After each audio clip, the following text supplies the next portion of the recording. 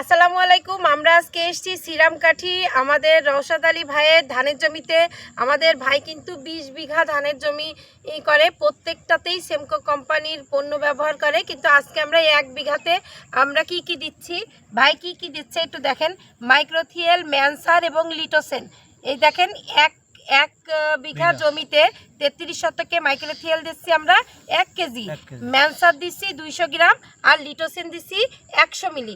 এটা আমরা ধান আজকে 15 দিন লাগানো হয়েছে ভাই, তাই না? এটা কিভাবে দিচ্ছি আজকে আমাদের দেখাবো। এই দেখেন, আপনারা বলেন যে আমি নাকি মানে হাতে কিছু দিই না, খুব জোর করে হ্যান্ড গ্লাভস পরাইছি ভাই। কি জীবনে কি কোনোদিন এটা পড়েছেন? এই প্রথমই দেশে দেখেন কত জোর করেই পড়াতে এসে, এটা দিলে নাকি ভালোভাবে মাখানো যায় না।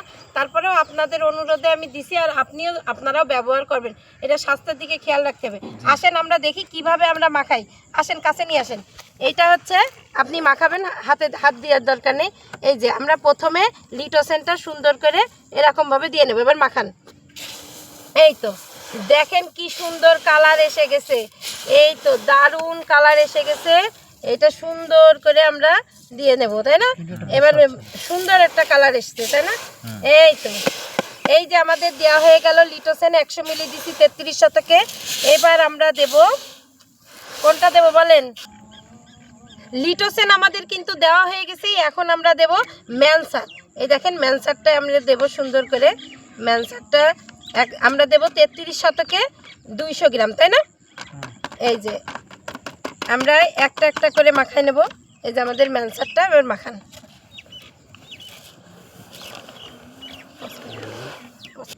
ম্যানসারটা আমাদের দেওয়া হয়ে গেল।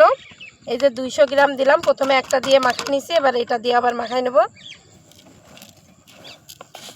দেখেন কালারটা একটু ভাইয়া দেখেন, কাছের থেকে নিয়ে একটু দেখেন কালারগুলো কত সুন্দর। এরকম করে মাখান, কালারটা কিন্তু দারুণ এসছে, তাই না?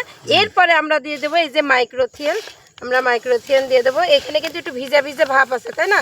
এই মাইক্রোথিয়েল দিলে আবার শুকনো হয়ে যাবে, তাই না? এই যে খুব সুন্দর করে ঝরঝরে হয়ে যাবে। এই দেখেন এখন কিন্তু আপনার সিটাতে ভালো হবে।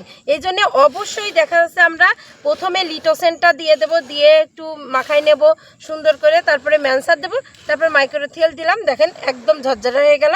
এখন কিন্তু আপনার সিটাতে খুবই ভালো হবে। আমাদের কিন্তু মিশ্রণটা তৈরি করা হয়ে গেছে, আমরা এখন বুনে দেব।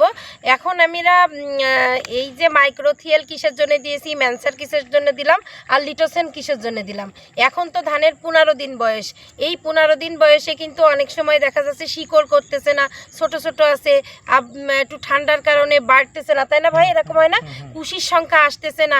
এই জন্য অবশ্যই আমরা 15 থেকে 20 দিনের ভিতরে মাইক্রোথিয়েল দেব, যাতে কার্যকারী কুশির সংখ্যা আসে।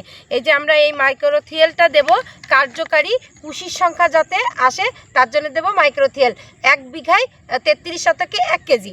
আর ম্যানসারটা দেব আমরা যাতে শিকড়টা পরিষ্কার থাকে, চকচকে থাকে, মাটির ছত্রাক, শিকড়ের ছত্রাক যাতে পরিষ্কার হয়ে যায় তার জন্য দেব ম্যানসার। আর লিটোসেন দেব নতুন খাওয়ার শিকড়, যে জালি শিকড়টা আসে, এই জালি শিকড় যাতে ধানের জমিতে মানে ধান গাছে আসে এবং লম্বা হয়। এই যদি নতুন শিকড় না আসে তাহলে কি আপনার ধান গাছে খাবার খাইতে পারবে? বাড়বে না, সব খেয়ে যাবে, হলুদ হয়ে যাবে, বাড়তে যাবে না। যতই সার দেন আপনার কিন্তু ধরবে না। এই জন্য অবশ্যই ভাই যারা দেননি তারা দিয়ে ফেলেন, এতে কিন্তু দুর্দান্ত রেজাল্ট পাবেন। এবার সুন্দর করে আমরা বুনে দেব।